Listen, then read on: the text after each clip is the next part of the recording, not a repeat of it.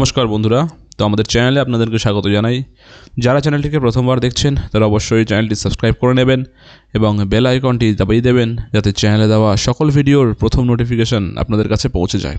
তো এসএলএসটি আবার একটি নতুন মামলার সম্মুখীন হতে চলেছে। সেই মামলাটি হচ্ছে এই এক্সপিরিয়েন্স পয়েন্টকে নিয়ে। এই এক্সপিরিয়েন্স পয়েন্ট আরও কত যে মামলা করাবে কে জানে। তো এই যে মামলাটি হচ্ছে, এই মামলাটি দায়ের করেছে ভোকেশনাল টিচার্সরা, ঠিক আছে। এখানে ইভেন হেডমাস্টারদেরকেও কিন্তু পার্টি করা হয়েছে।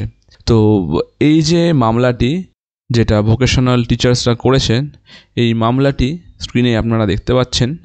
এই মামলাটি উঠতে চলেছে 10ই নভেম্বর, ঠিক আছে। কার বেঞ্চে? জাস্টিস অমৃতা সিনহা ম্যামের বেঞ্চে। দেখতে পাচ্ছেন কি লেখা আছে, ডাব্লিউপিএ নাম্বার এর ডাব্লিউপিএ নাম্বার যেটা সেটা হচ্ছে 24,884, Koushik Roy and others versus state of West Bengal and others.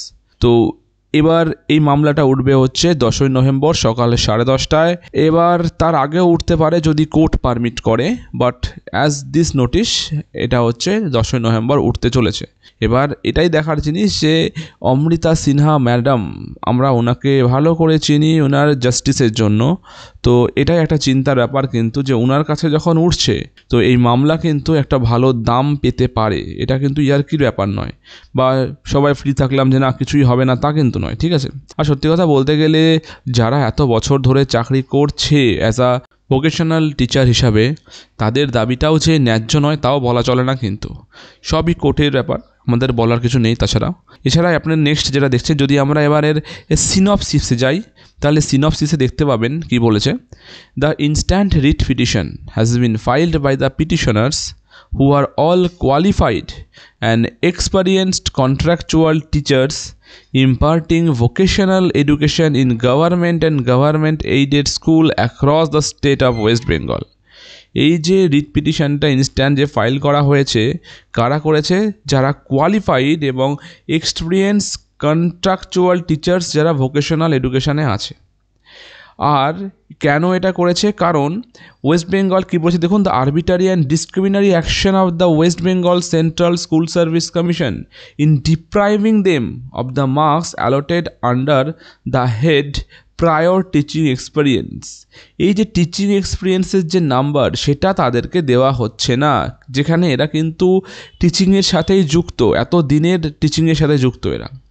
তো এখানে কি বলেছে দেখুন আবার, the petitioners therefore pray for appropriate directions upon the respondent commission to consider their teaching experience in term of schedule 2 of the rules 2025 to grant them due marks under prior teaching experience and to ensure fair, equal and lawful consideration in the ongoing second SLST recruitment process. তাই তারা এই কেসটি করেছে যাতে school service commission তাদেরকে prior teaching এক্সপিরিয়েন্সের জায়গায় যে 10 number আছে তাদেরকেও দেয়, সম্পূর্ণ লফুলভাবে যেন এটা কনসিডার করা হয় আইনতভাবে এই সেকেন্ড রিক্রুটমেন্ট প্রসেসে এসএলএসটিতে। এই জন্যই কেসটি করা হয়েছে।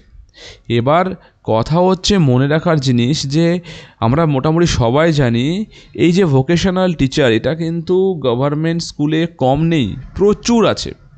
তার মানে এই যে ভোকেশনাল টিচার্স যদি কেসটি দ্বারা হয়ে যায়, যদি কেসটি গ্র্যান্ট হয় এবং কোনো পজিটিভ রায় তাদের পক্ষে আসে যারা ভোকেশনাল টিচার্স, তাহলে প্রচুর পরিমাণে ভোকেশনাল টিচার্স কিন্তু এই নাম্বারটি পেতে চলেছে। এতে কি হয় বলুন তো, যে কাট অফ আমরা এক্সপেক্ট করেছিলাম সেটা প্রচুর বেড়ে যাবে। কাট অফ হয়তো 56, 57, 58-এর কাছাকাছি চলে যেতে পারে কাট অফ।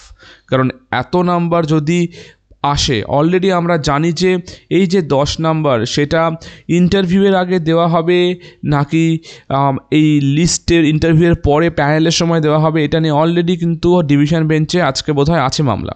তো এই মামলাটাও কিন্তু একটা বড় ভাইটাল যে এই নাম্বারটি কোন পয়েন্টে দেওয়া হবে। তো দেখা যাক এবার এই কেসটি কত দূর গড়ায় আর এর কী ফল দাঁড়ায়। তো আজকে খবরটি এই পর্যন্তই, ধন্যবাদ।